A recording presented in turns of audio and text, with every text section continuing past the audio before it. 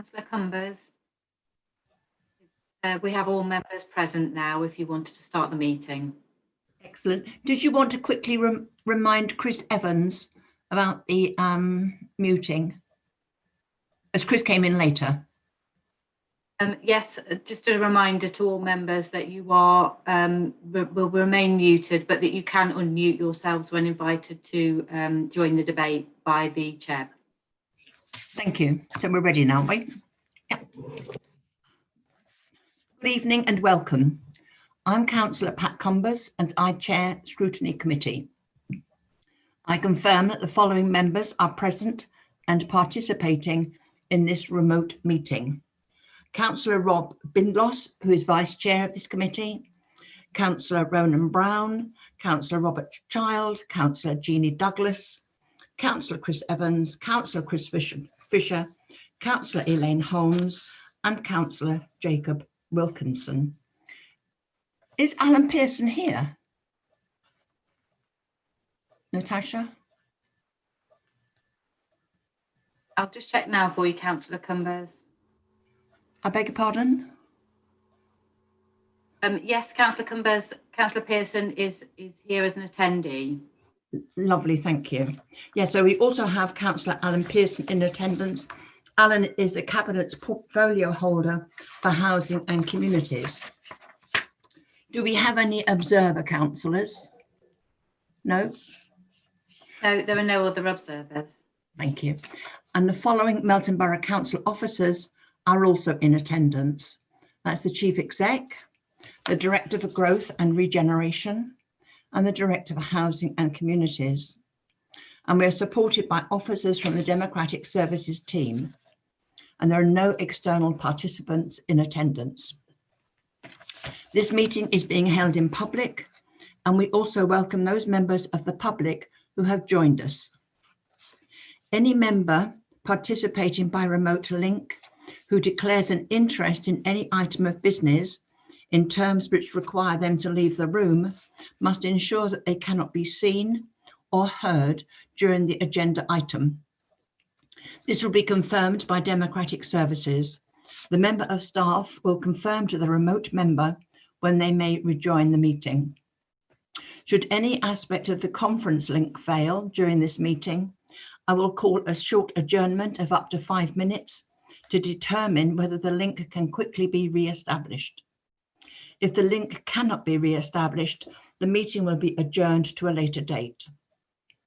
In the event of link failure for individual members, the remote member will be deemed to have left the meeting at the point of failure of the equipment. If the individual member's link is successfully re-established, then the remote member will be deemed to have returned at the point of re-establishment. If the link cannot be re-established before the end of the meeting, then the presumption will be that the meeting should continue to deal with the item, providing the meeting remains quorate.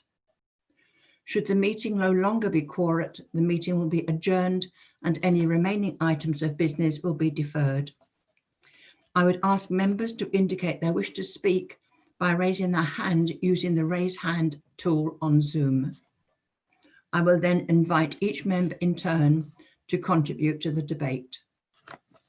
Before proceeding to any vote, I will ensure that all members and officers have no further comment by confirming with the technical host of the webinar that no hands are raised.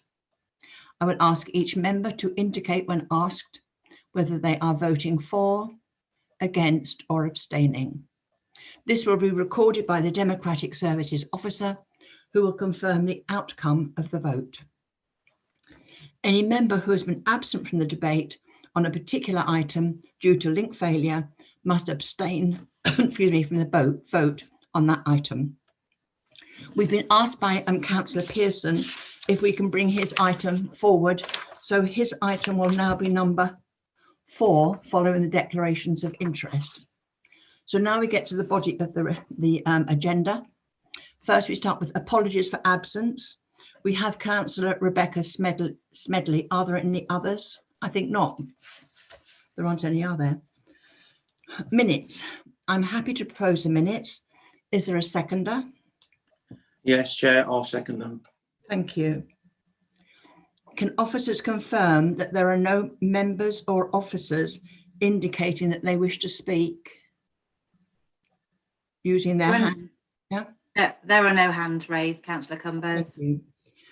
Right, so we'll now go to the vote. Yeah, and Mrs. Taylor will ask each member to indicate when asked whether they are voting for, against, or abstaining. And this will be recorded by the officer who will confirm the outcome of the vote. So are you going to do that, Natasha, aren't you? Yes, I can read through the names if you'd like me to, Councillor Cumbers. I would love you to, thank you. Okay, no problem. Can I start with you, Councillor Cumbers? For. Councillor Bindloss? For. Councillor Brown? For. Councillor Child? For. Councillor Douglas? For. Councillor Evans? For. Councillor Fisher? For. Councillor Holmes?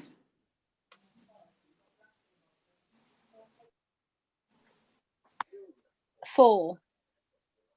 Have you got Councillor me? Yeah. I have, Councillor Holmes, thank you. And Councillor Wilkinson? For. Thank you, that's unanimous, Chair. Thank you. So those minutes are approved. Thank you. So now, as indicated, going straight to item number 6, and that's the interim update report, which follows the recommendations of the Housing Voids Task and Finish Group. I would just like to say first that how impressed I am with the improvements made with the turnaround times of the voids. I think astonishing is a fair description. I know the improvements had started before Scrutiny became involved, but it's nice to think that we were able to help. Andrew Cotton, the Director for Housing and Communities, will give us a brief introduction to the report, and then Councillor Pearson will make further comments. So, Andrew. Thank you, Councillor Cumbers. So, yes, we've got a paper included in the pack. That's actually on page 35 of the pack. And I'll just briefly outline the report. In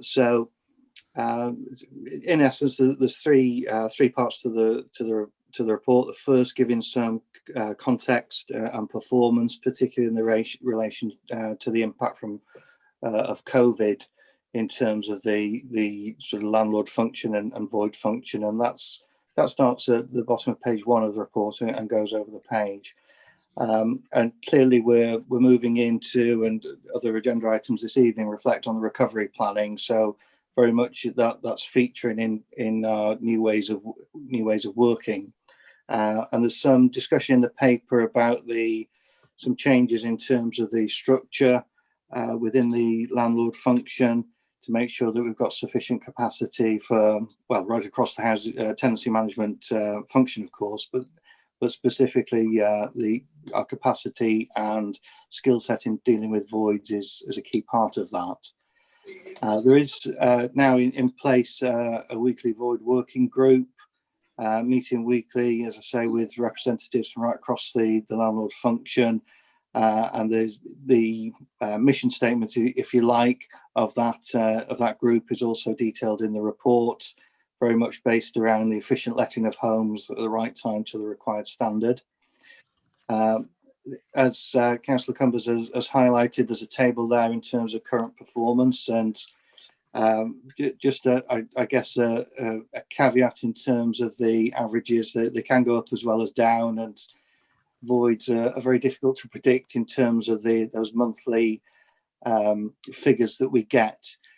We have, and it's alluded to at the bottom of page 3 of the report, we have started to develop within that void working group the performance indicators that we need to break down and dial into a little more detail in terms of what's happening with void properties, and that's really categorizing them as a straightforward relet or a property that needs decent homes work, if I could characterize it like that. So capital works, capital improvements, clearly they take a greater period of time. And thirdly, properties that we're holding for either regeneration or redevelopment purposes. So as we get into the more detailed analysis, I think that'd be very helpful for us understanding the demands and the pressures on the void process, and clearly that's something that we can look at bringing back and having further discussion at Scrutiny in January when we bring further updates. I'm sure Scrutiny will be interested in that. So the final part of the report is a table there on page 4 showing the void task and finish group recommendations with some comments about the activities and some of the challenges in terms of delivery there. I'd particularly highlight the work that's going on Northgate. That's a key piece of work for the team, and the void working group is having input into that so that we can make the most of the sort of digital advantages that we will get. I'd also highlight the contractual arrangements there, point number 6, in terms of the management of the void contract and the work that goes on. Very much evidenced, I think, through the void working group around the demands that were put on the contractor quite rightly, I have to say, and quality and performance issues are being dealt with and escalated as needed. We've also got there recommendation number 8, the implementation of a new void policy. We do have some quite significant gaps in our policy framework, as I think is sort of well recognised. Void policy and the relet standard is obviously a key one, and certainly we'll be looking at bringing that forward by the end of the financial year. And again, that further update to Scrutiny that's proposed in January would allow some discussion around that, I'm sure. So hopefully that summarises the report, Chair. And as I think you've alluded, I anticipate Councillor Pearson may want to come in at that point. Thank you very much, Andrew. Thank you. Is Alan with us yet? Yes, Councillor Cumbers, Councillor Pearson is here. Welcome, Councillor Pearson. You're going to say a few words, I gather. Yeah, just to support Andrew, but in reality, when Andrew came in, as you're aware, you started some investigation. There was a lot more to it than we foresaw. There was a lot going on. There was a great deal of work needed, right to the point of, you can see, changing policies, looking at how we, as a landlord, how we should work, how can we work better.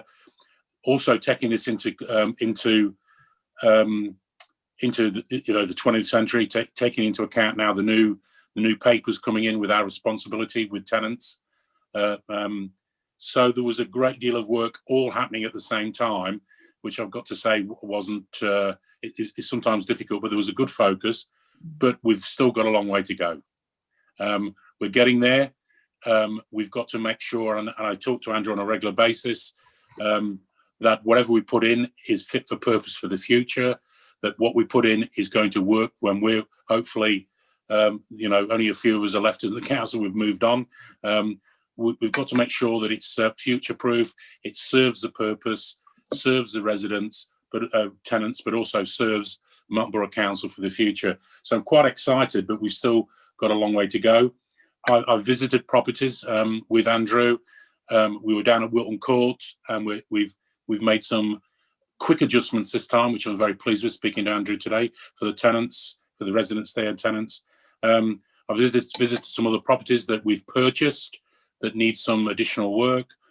So there's still work to be done, but we're getting there. The big issue is, I think you're all aware though, is all the figures and everything I'm reading. Sorry, somebody's, I thought I'd turn the fan off. Everything I'm reading is in regard to COVID-19 work, private landlords. We have got a lot of work coming our way. I believe there is going to be a number of issues. I'm sure most of you will agree with that, looking at what's happening in the country. So our social housing, we've got to be ready for it. And I'm very passionate and I speak to Andrew and Ed on this, that the sooner we can start looking at not only purchasing, but building more social housing in and around Melton. I think that's the place to be, where the services are, where people don't have to drive cars and spend money to get to services. That I think the future the sooner we start planning that, then the future will be rosy. But I'd like to congratulate everybody, and also congratulate again the Scrutiny for bringing this up. And I enjoyed attending and personally presenting the last time, and hopefully we continue to work healthily this way to achieve what we require for our residents, and in all areas that we do a good job for our residents and tenants. Thank you. Thank you very much. Thank you, Alan. Has anybody got any questions for Alan?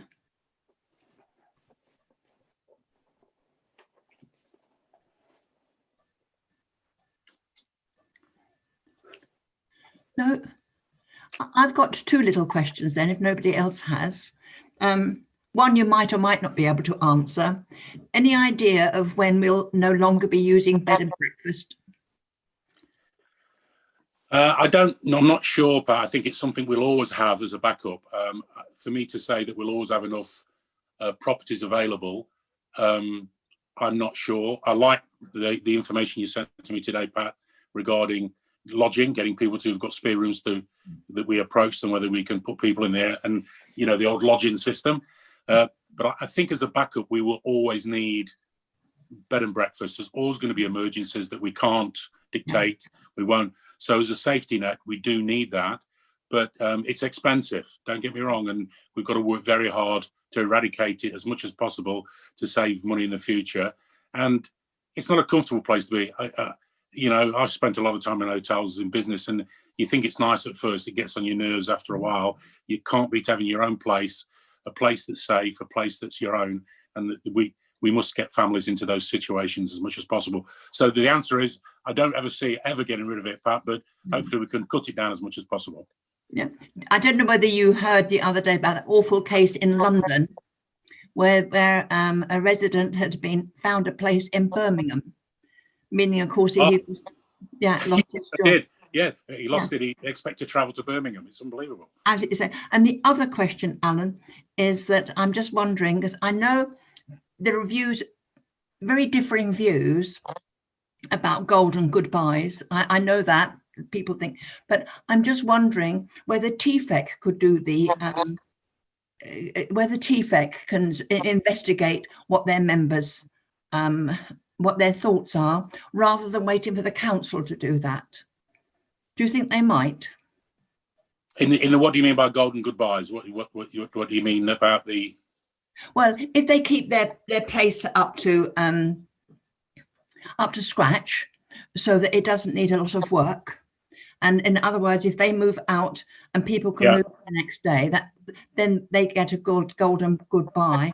I know it's Ronan has indicated it sometimes works with him, or it has done, and of course that saves money all round. But I know officers, I don't think have been very keen. I know Northwest Leicestershire tried it and they didn't think much of it, but it does work in some parts of the country. And what the recommendation was from Cabinet, well, it was our recommendation, which was agreed with by Cabinet, that there should be an investigation of tenants' opinions, what they thought about it. Well, I can see now that there's not going to be officer time to do that. I'm just wondering whether TFEC might take it on as a project with a little bit of help from officers.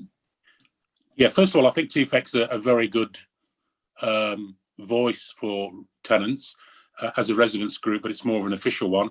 Again, though, we need to keep supporting and getting new people into TFEC as well as one that are already there. That's number one.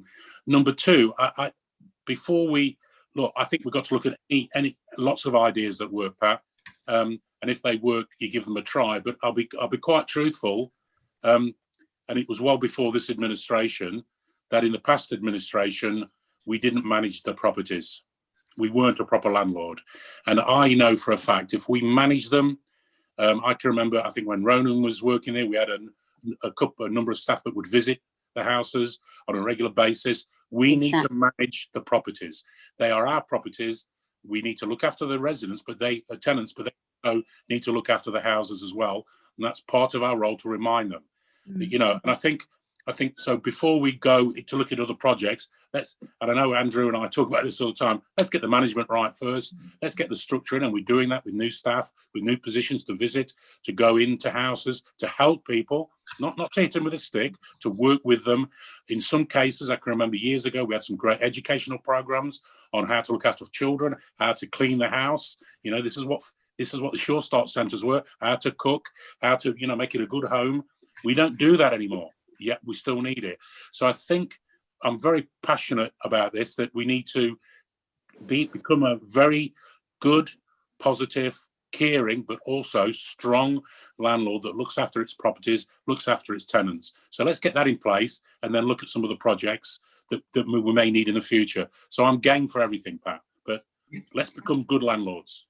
I know you're game for everything, Alan. Yeah, thanks very much for that. Are there any questions? Any hands up, are there? Yeah, there's my hand up. Oh, thank you, Elaine. Right, yeah, I just wanted to pat Alan on the back for two things.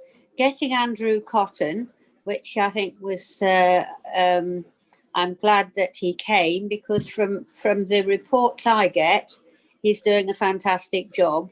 But Alan in particular is doing a really sterling job, knowing what's going on, and it's really marvellous to think that he is just a little way. We've got to be modern, but we are going back to actually caring about people, not just sticking them places, because happy people make happy homes and cleaner homes. It all makes a difference, and if they can get back up, which we used to do, then we're really getting somewhere.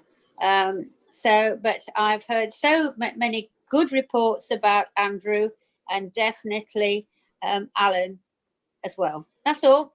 Thank you. Thank you, Well, Elaine. Let's just finish off. I appreciate that. Can I just say, give you just an example of how we can work? We visited Wilton Court with Andrew. I think Andrew was the first time to see it. It's an old place. It's not our fault that it's 70 years old, and it was an old concept, and we need to improve it. It started improving.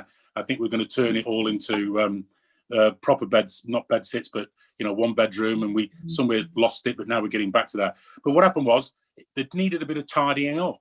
It seemed Bretton Court was better looking than Wilton. So what happened was, I thought, right, we've got limited funds sometimes and staff and the COVID. So a week or so afterwards, I met with Melton Matters. We went with a group of people, cleaned the car park, did some de-weeding, cleaned the rubbish away, and made free of charge. That's how we can work with residents and community groups. So we did a job supporting Melton Borough Council in getting Wilton Court looking neat and tidy outside. Isn't that a great way of working with community? So I'm quite excited. Those are the old ideas, Pat. That's not what we used to do a long time ago. Yeah. And some of the old things do work. And I really appreciate Councillor Elaine Holmes' comments. I really appreciate that. Thank you. Thank you. And I'd like to endorse those comments. Ed, I think you'd like to. Yeah, Councillor Cumber, sorry, I think Natasha is having some technical issues. So I've said that I would just provide assistance to you as a chair. So just to advise, you have Councillor Evans and Councillor Fisher with their hands up currently. Oh, right. Thank you. Thank you very much. Councillor Evans and Councillor Fisher. Oh, thank you, Chair. Just like I'd like to back up what Elaine said more than anything else. And it proves to me when you get a good portfolio holder and a good officer in charge, the cabinet system can work and does work. And I backed it many months ago. I said this could work and should work. And I'm glad to see it's early days. I know even the portfolio holder will say it's early days, but this is the way forward. And I'm convinced in a year or two's time, and obviously we've got the pandemic on, which is going to put a few hiccups in the way. I'm convinced that all those red flags we had from years ago will disappear, because I know and have faith in both the senior officer and the senior portfolio holder that they have the will and the desire to get this going. And when you get that combination, nothing gets in the way. That's how it works. And I congratulate both of them for the hard work they're putting in. It is an area that needs lots of hard work and dedication, way beyond just being a professional. It has to be a desire to do the best, and you both got it. Thank you very much. Cheers. Thank you. Thank you. Yeah, thank you very much, Chris. Yeah, now Chris Fisher. Yeah, I'm not sure whether these are more suited to Andrew or Alan. I was just interested in what are the latest void figures, because I don't think they're anywhere in that report, are they? Is that you, Andrew, I think? Yes, happy to take that. We're running, no, that's right, because it was the latest quarter at the point where I wrote the report. Councillor, you're quite right. Happy to get the latest figures and circulate them. Okay. And in fact, it may be of interest to scrutiny if I add into that the split as I described it when I was introducing the report in terms of those different types of voids, the quick turnaround, the decent homes ones, because we've got a number of properties going through the void process, and when we start to look at the ones that require quite significant capital works, which of course impacts into our turnaround time. In my experience, that's quite a high proportion. We're looking at around a half of them at present requiring capital investment. So again, that reflects the challenges we've got with the decent home standard and, you know, our sort of aspirations for the quality of stock. But happy to put a few different figures together for scrutiny, if that would be helpful. Yeah, that'd be useful. Thank you. That would be extremely helpful. Councillor Cumbers, I'm not sure. I can see Natasha's rejoined, so I don't know if she's managed to sort out her technical issues. Just to advise, you have Councillor Brown waiting. Gosh, yeah, thank you, Ronan. Yes, Pat. Yeah, good to see all the improvements. It's it'll I think I predicted it'll take you about probably 2 or 3 years to get them all through, but that's just the nature of the beast. Just in relation to the report, I think it might be useful for the next one in January. Don't necessarily need it now because you're working on things, Andrew. But sort of the figures that you talked about around the actual void numbers themselves split out, homelessness figures as well split out and days, just so that as we're going along, we have a trajectory to measure back on. Also as well as maybe a list of the voids policy when you expect to have it in. But I think also it might be following on from the email that you sent me around the fact that we're lacking in policies full stop. It might be an idea to have a suite of policies listed and then maybe put some targets against them so that we can track those to see if you're able to make progress in them, and obviously be realistic with the prioritization. And then also maybe some figures on especially due to the pandemic stuff, is what many people do we have in rent arrears?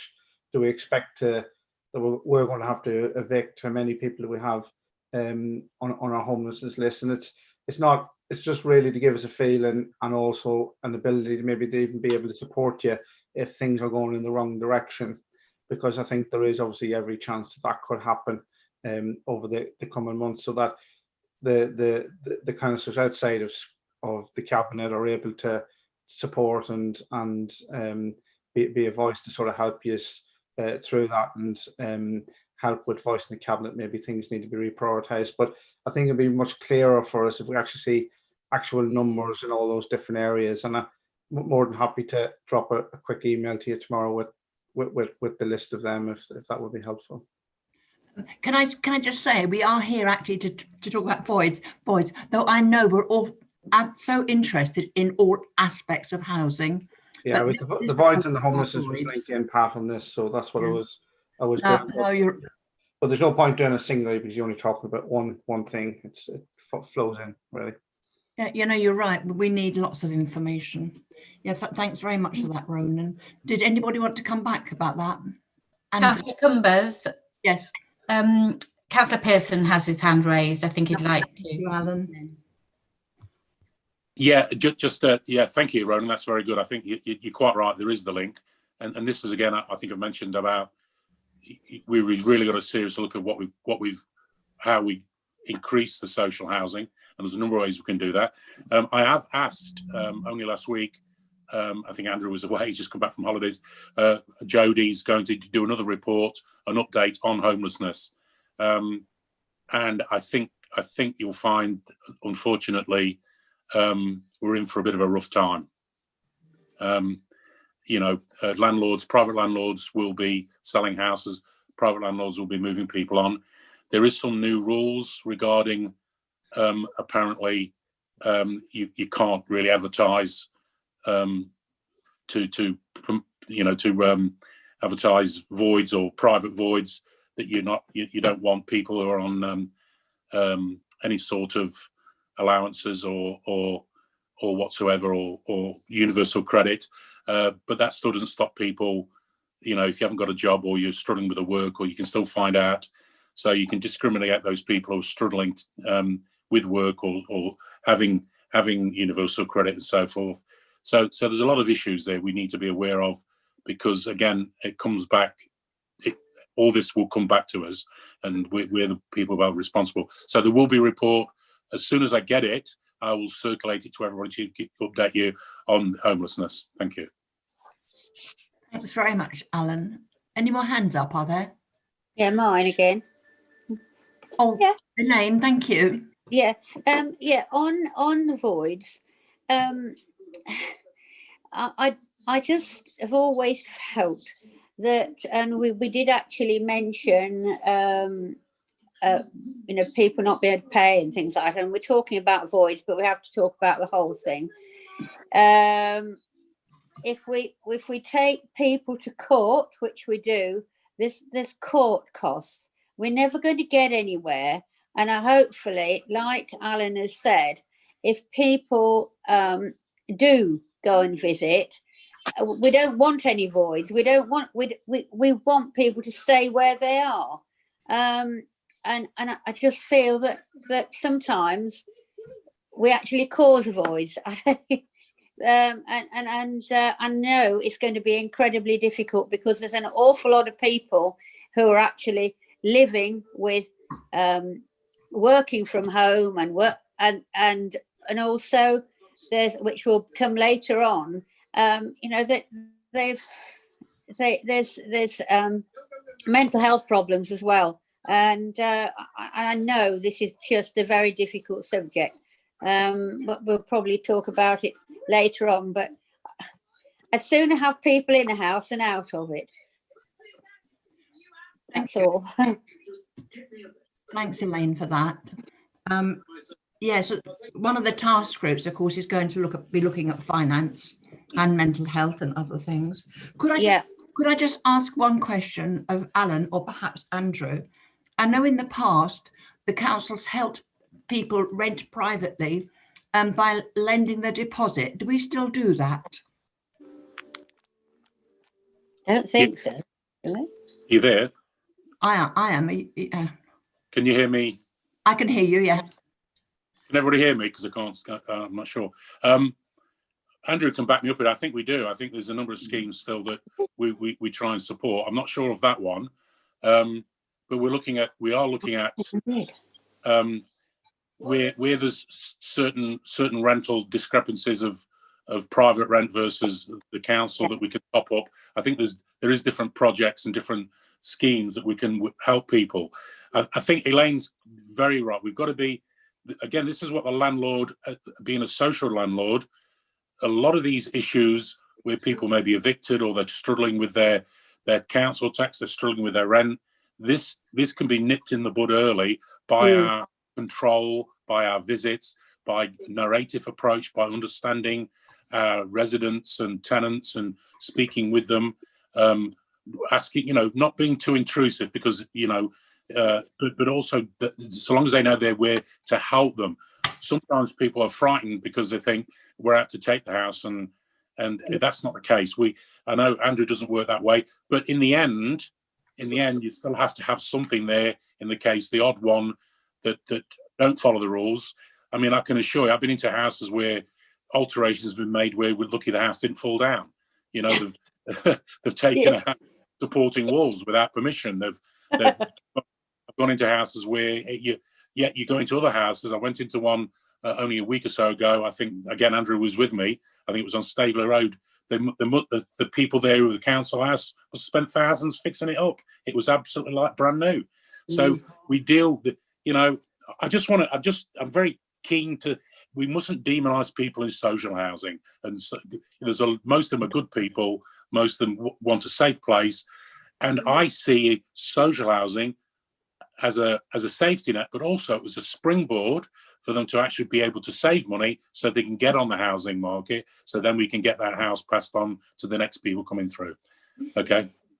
Andrew, can you answer Pat? Do we still have that scheme? Yes, I believe so, and I will confirm that with the information I circulate to Scrutiny Committee. There's a number of options in terms of whether that's a grant or a loan to support people with the deposit. It's often the deposit that's a big problem for people accessing private rented sector. Of course, not only the actual level of the rent, but the money up front, as it were. And just to come back on Councillor Brown's request for information earlier, happy to supply that. And I do keep track of the numbers, so I'm happy to share what I keep track of together with the forward plan for the policies that we'll be bringing forward. So perhaps if I do that to committee, and then if there's any gaps in it or anything additional that's required, happy to support with that wherever possible. Thank you very much indeed. Thank you. Are there any more questions? Councillor Cumbers, yes, we have Councillor Douglas with her hand raised. If I may, before you go to Councillor Douglas, just advise you that there's just 3 minutes left of the allotted time for this item. Thank you very much. Thank you. Right, Jeannie. Yes, thank you. Yeah, well, it is a comment. It could be a question, but I just want to raise the profile of an issue that I'm a little concerned about. And I think it's been addressed. That is to continue the trend of the people mix, the social types, family style types together. So sometimes we have issues where we've got the elderly next to a busy family, and once or twice people have really wanted to move so they can be next to other elderly people, or if they're a family, next to young families. And I have seen that this has been addressed. It's been mentioned a few times, but I just want to raise the profile of this issue, because if we do get it right, there's a greater community feel. They make friends, they support each other, they're happier, they don't want to move, they want to stay put.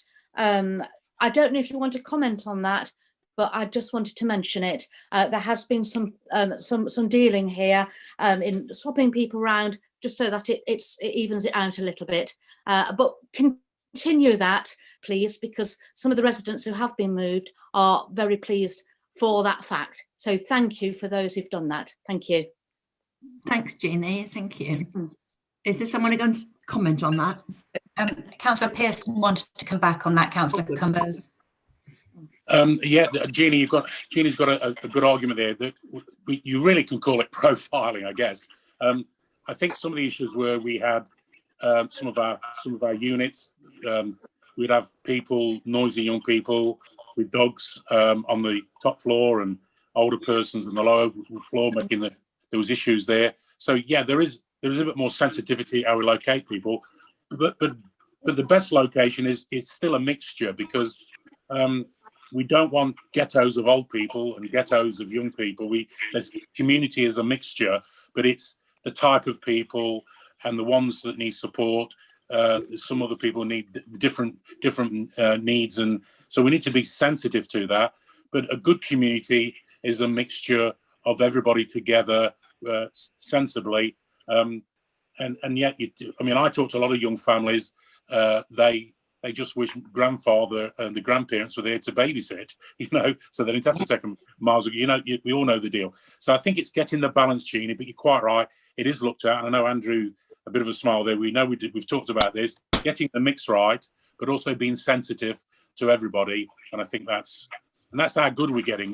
We are having a narrative approach. We are being more sensitive and using common sense. May it continue, and we'll continue to do that. But thanks for the comments on that, Jeannie. Yeah, thank you, Alan. Thank you. Thank you, Alan, and thank you, Andrew. Thank you both very much for coming tonight. and no vote is required. We just note this report, and I'm sure Andrew will report back on the voice that we are impressed with what's happening so far, and I'm sure Councillor Pearson, I'm sure Alan will feed back our comments to Cabinet as appropriate, because of course the recommendations in the end came from Cabinet. So again, thank you both. Thank you. Thank you.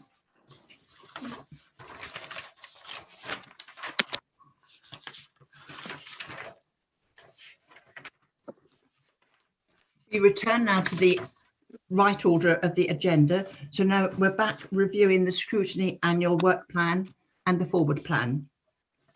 This is agenda item 4. I haven't taken anything. She took in my auntie's chinchilla. And she said, I didn't ask her. I was just seeing if she put it in there. It was a phone no. Angela said, that's it. Yes.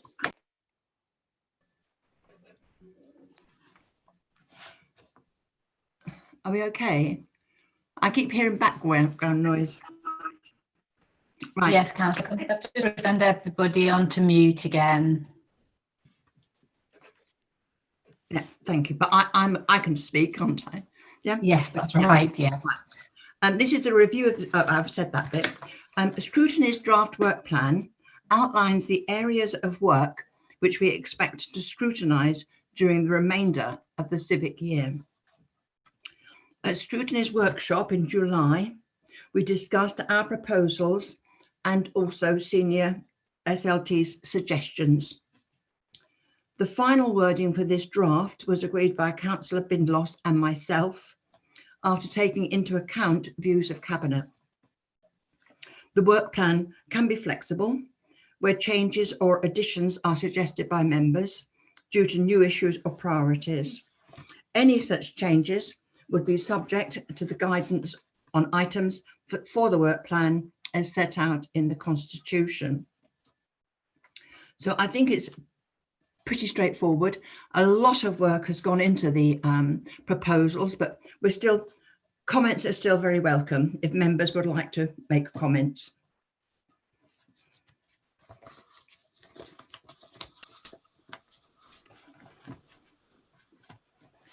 Are there any hands up? We've got Councillor Douglas. Thank you.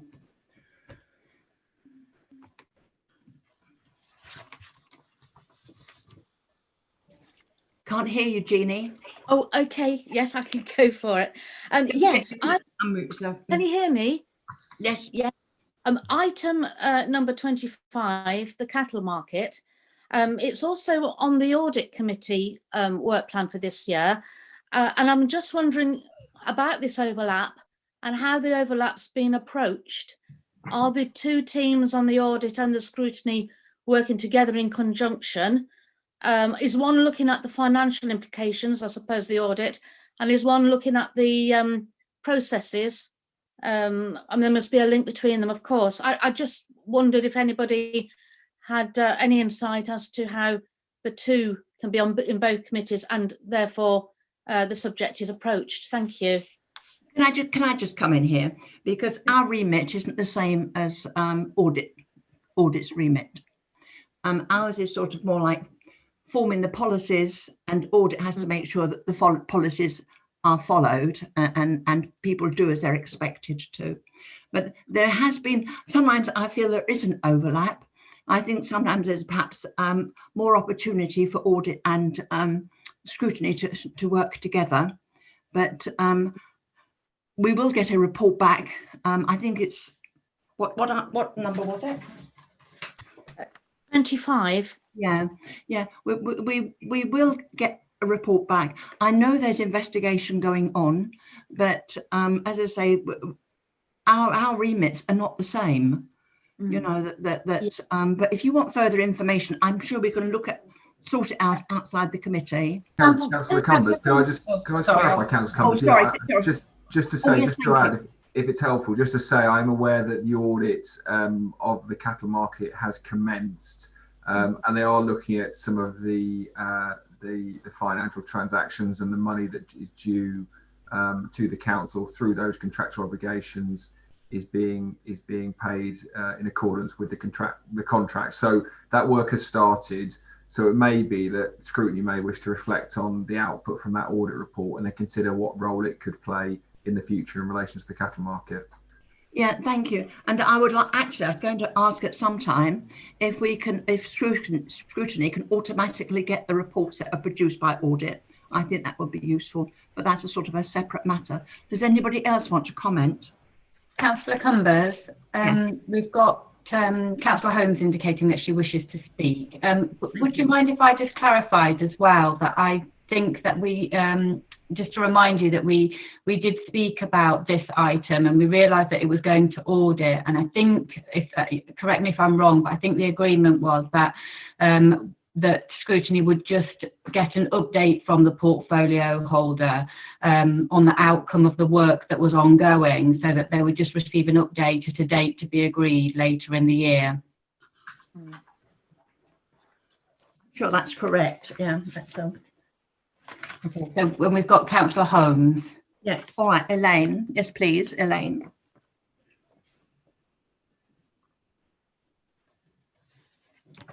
Are you unmuted, Elaine?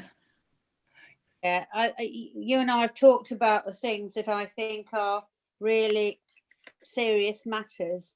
I'm glad we've got the Chief Officer here, because we know full well that we are in extremely difficult times, and I know what we've got down here in these various groups, etc., but everything's interesting and everything's good, but some, I think, have to come before others, well, I have talked about them, but we are in really, really desperate times, especially in the town, really desperate times, and you know, we must address these as quickly as we can. I think I have talked to lots of people in the town about these problems.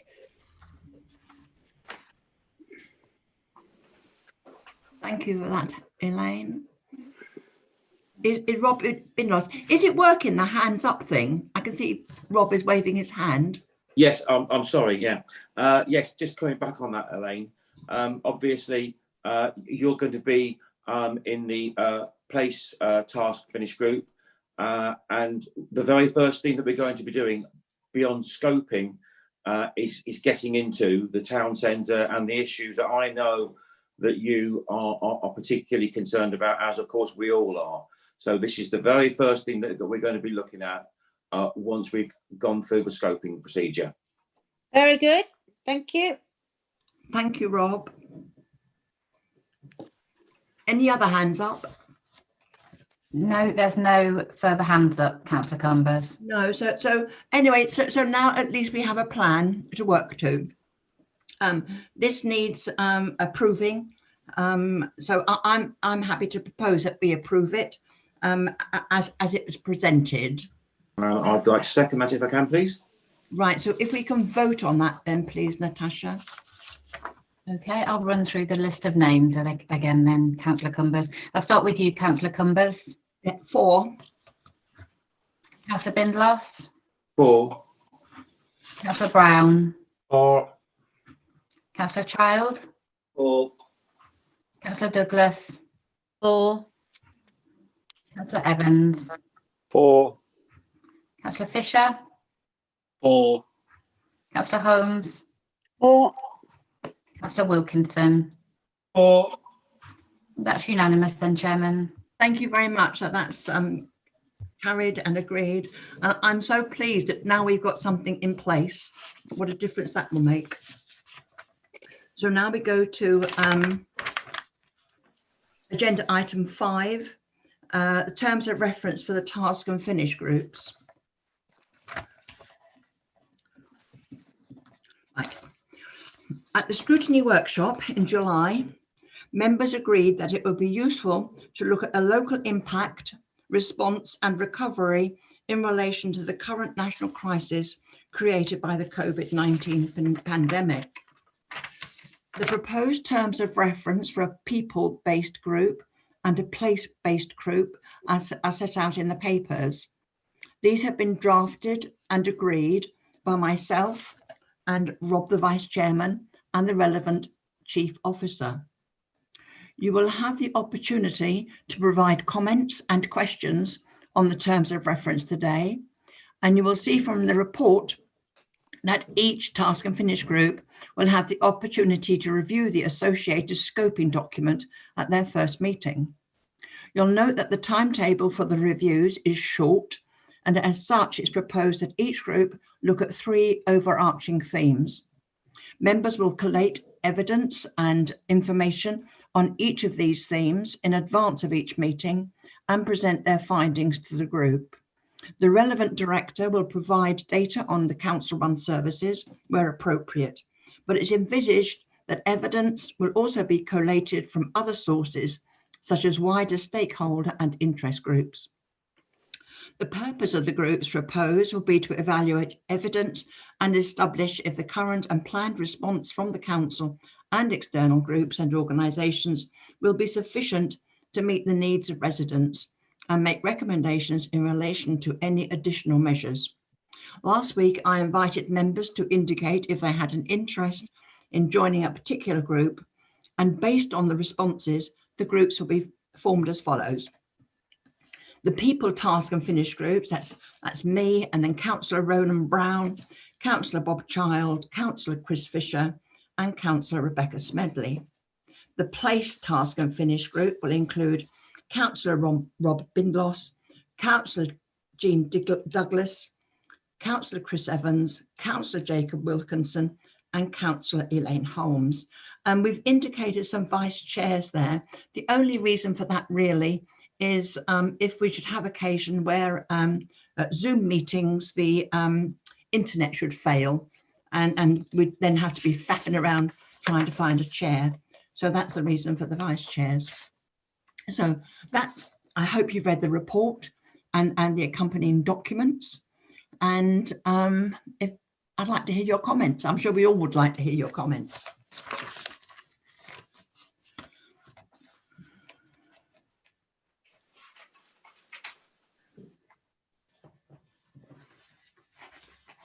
Well, I'll start if you like. Yes, please. Thank you. Do you want me to start? Yes, please, Elaine. Yeah. Yeah. Yeah. Right. I'm quite happy to be on that task group. But I also used to belong to Mind.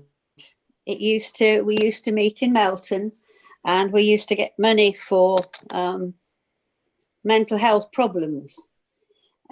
Just lately, and since the pandemic, there have been a lot of mental health problems with not just older people, but younger people that are actually still frightened to go out.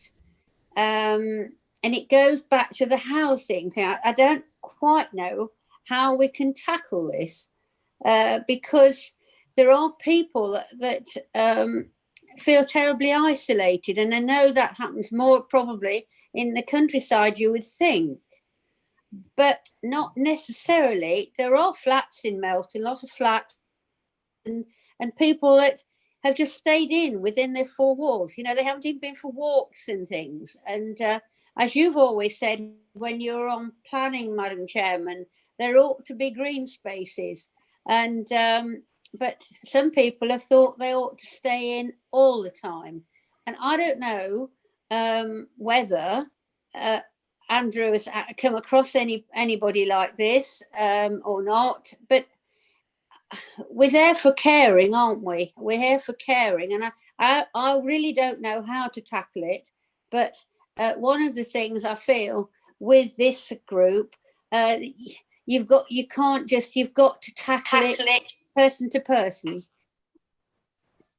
Thank you, Elaine. Yeah, and I wouldn't disagree. Did Andrew want to say anything? I think in terms of the impact and the isolation and mental health issues, that yes, I don't concur. I guess the real value from Scrutiny's work will be about the evidence collation and identifying the gaps, so that we've got a case or we've got some clarity about what needs to happen. Yeah. Yeah, absolutely. As it obviously the health, including mental health, is very much part of our remit for people. And yeah, I think it's desperate, and a lot of it, of course, is being hidden. You know, Yeah, so a bit exactly. like housing problems. I think there might be an explosion of mental health problems. Anybody else's hand up? Got Councillor Douglas. Thank you, Jeannie. Yes, thank you. Yes, quite an interesting point. Both groups have another task and finish group running concurrently. I found that kind of interesting. I was wondering why. I mean, I can understand, you know, is it something to do with, I don't know, a little bit of a check on the other group, but why are there two groups for each subject? What is the purpose? And also, will they liaise, swap ideas? I just found it a fascinating suggestion, but it didn't seem to say why. So I'd love to know. Thank you. I'm not quite sure I understand. We've got the two groups. Are you saying there's overlap in what they're dealing with? It's on page 33, for example, other considerations number 10, it says there will be another people-based response and recovery task and finish group running concurrently with this group. And then on page 27, it says the same about the place task and finish group running concurrently. So I don't think it's a bad idea. It's some duplication. Are the two findings going to be compared? I mean, more the merrier, I suppose, but I just found it just a fascinating thing. I wondered why. I think I can understand. I think I can see where you're coming from, that there are two groups, but each group has to be aware that there's other stuff going on. It's not that it's the same stuff. It's one is about people, one is about place, but they report that the other groups are also in existence. Right. So yes. So they're actually referring to the other group, which is place or people. There are two groups, not four. There's not two. Yeah, two groups. It's just probably the way I read it. You threw me a bit. No, that's it. There are two groups, but we've got to be aware that other things are happening with the other group, you know, because, and of course they could all be affecting each other. But so will they liaise? And of course that particular paragraph, I think, is talking about officer resources as well. You know, that there's only so much officer time that we'll have. I think that's what those paragraphs are referring to. It just makes sense if there's a little bit of communication between the two at some point. Otherwise, they could inspire each other, or they could go off at tangents. Just anyway. Yes, I mean, we're going to have the terms of reference, which will be pretty well defined. There'll be interim reports in December, so that we can all get the picture of what's happening right across. I don't know whether anybody wants to add to that. No. I just wanted to say something that I'd forgotten to say, but not about that particularly. We can, in Scrutiny, have outside bodies come in to help us, can we not? And I think it would be very good to do that in each sphere that we're in, really. I don't know what anybody else thinks, but you know, we're lay people, and sometimes it's better to get the experts in as well, because they know exactly what they're talking about. We've got a good idea, but we're not. No, Elaine, there is absolutely room for us to do just that, and it is explained in the report. Yeah, I know, but I'm just bringing it up as I know that, but I've read that, but I'm just trying to reiterate that I think it's a very good thing to do. Yeah, absolutely. I mean, even with the voids, most of our information came, of course, from council officers, but Yeah. we had people in from other councils. Yeah, and I know. very, very useful as well. Mhm. But I'm sure if we believe something is useful, we will ask to contact, or we'll try to have contact with other groups as well. But you're right, no, we need the right sort of information. Yeah, we do. Yeah, thanks for that, Elaine. Councillor Bindlos has his hand raised now. Councillor Cumbers. Thank you, Rob. Yeah, thank you, Chair. Just to really kind of answer something that Councillor Douglas was saying, I think it's going to be kind of prudent for us to have a small report on how each of the different groups is going at the beginning of scrutiny meetings, or at some point in scrutiny meetings, so we are aware actually of what everybody's doing.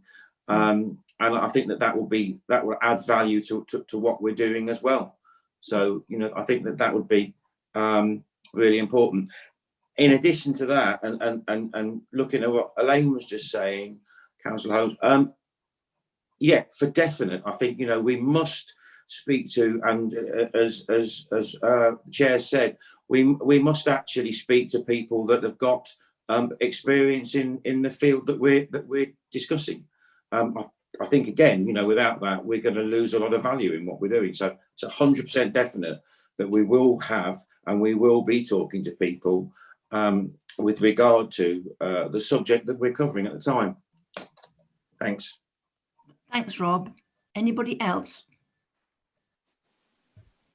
No, there are no further hands raised. No. Can I just make another comment about the experts? Of course, within the council and the voids, again, we spoke to lots of experts within the council, because there was stuff that I had, or most of us had no idea of, and so we'll have experts within the council, but there are also experts outside of the council. Hopefully we can make use of them all.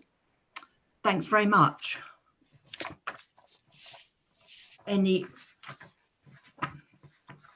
Sorry, I've lost my bit of paper.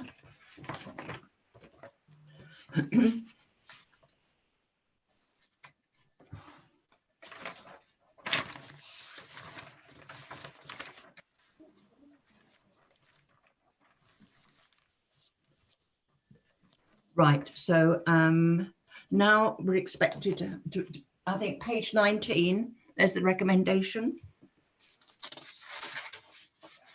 Right, I'd like to propose that recommendation. And is there Thanks very much, Rob, thank you. And now, Natasha, can we go to the vote on the recommendation on page 19? Yes, of course. If I start with you, Councillor Cumbers. For. Councillor Bindlos. For. Councillor Brown. For. Councillor Child. For. Councillor Douglas. For. Councillor Evans. For. Councillor Fisher. For. Councillor Holmes. For. And Councillor Wilkinson. For. That's unanimous, Chairman. Thank you very much then, that is carried. Thank you. So now we come to agenda item 7. Is there any urgent business? Not that I know of. Oh, thank you. So thank you all for your attendance and for your input and all your hard work, and especially as well a special big thank you for the admin staff who help. They've ensured the smooth running of this meeting before and during the meeting, so thanks a lot. And right, so now we close the meeting at 19:35. Pat, can I just say something, please? Yes. Yeah, nothing to do with this, but yesterday I got a scam. I have told Natasha about it. It said that my driving license would be terminated if I didn't give bank details, etc. And it looked like it was from the DVLA. it was all, you know, and I took ages this morning, about half an hour to get through to DVLA, and they said, you're the third person that said that, and it is an absolute scam. So I just think it's important that people know that it's going to all sorts of people. It just looks like, and it says something about that you haven't given the right details. Well, I know I have always, and that if I didn't do something and give my bank details, then I would stop driving. So for everybody else, if it's something that is going around. Councillor Cumbers, sorry, can I just confirm that, yeah, I have forwarded that email through to our IT department and to communications as well, so they will provide an update as appropriate. Is it okay with you if I now close the meeting? Well, can I just say, Elaine, did it come through on your council? No, it didn't. It came on my private one. It didn't come on the council one. No, but I know on my council stuff, I've also had, today I had one with Alan Pearson's name on it. Yeah, I got something too. Yeah, I keep getting things as well. Yeah. And of course, Mal Sheldon.